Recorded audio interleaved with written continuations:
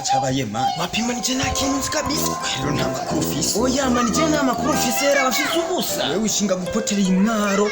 Muzindi bisanga bibi. Ibisanga nyabakije ahubwo mayo makuru ubu ngaho nta kintu zina kimwe kiriko. Nta nimbwa. Ubu nyene ntuzi Zelensky na Putin ariko barakora. None abasaba ngo batoto none we bajya bagukira ubwoba. Twebwe abanyamwaro nta by'ubwoba reka. Icakijuju nawe. Naniwe. Makuru neza je nta kintu nzi. Cyangwa yakweri buru wa fake. Wewe ntuzi Zelensky na Putin ariko barakora. Wapima nta kintu nzi kabisa. Umviriza aho nyenda kugira icambere rero. Igitoro cabuze. Igitoro. Nivyo ntumva. Ivyo ntavyo wariye. Wapinje ivyo navyo narinza ngo amakuru neza. Ureke kunyicisha amajambo. Ndabwiye iki gitoro cabuze nta bindi. Cyabuze wewe kuraba kwiki. Honyine icambere na mbere. Kaga kingo nabizi. None wakabisa kubera iki? Karatozisha mu maro. Igitoro sinakubwiye ko cabuze. None we ijya amatabaro yawe iranywa igitoro. None sikinyabiziga nk'ibi. Yewe gaye. Aho rendo umva inkonde yakudabanya dawa kabisa. Yindi. Wewe Davido. Ndizare shamani. Jusuriye kuntuka kuri nakantu kanganu.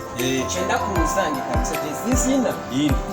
Wabanyamwaro ntabyo gusinda. Waranyoye nturabona. Wewe ahubwo ivyo vyose ndabitorana. Ibi. None Sasa rero umvise ari jamani. Tubize musi. tubivemo cyane tubigumemo. Sasa urabona amani Jefferson map. Tugende kuraba katoto tugende kwataka zangu. Ariko avuga hato tango akajya kajema. Zendere marazikunda ndaki. Salama. Amumeze neza. Tumeze neza. We gende yona kuri mumeze neza ntabwo. Tumeze neza ngusinzi naka gaswaya. Haja masinzi kamana masirese nenga sindi bana Yesu sawa. Sawa buki. Wenda ugiye sawa wumviki. Rero ngaho rero numbwiye. Sasa rero jo. Wowe usanze nemo ndagira kano gaswahili niko tuza kuraba. Tugenda kwa hahana. Tunyike. Asha mwemwinyikandi. Turi nyikiye jo. Wewe nitya? Wewe turaguciye.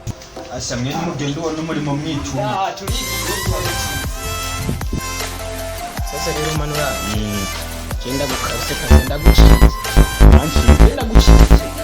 Wanakumba hapo guci. Uraona wewe umaniki mwegi hapo.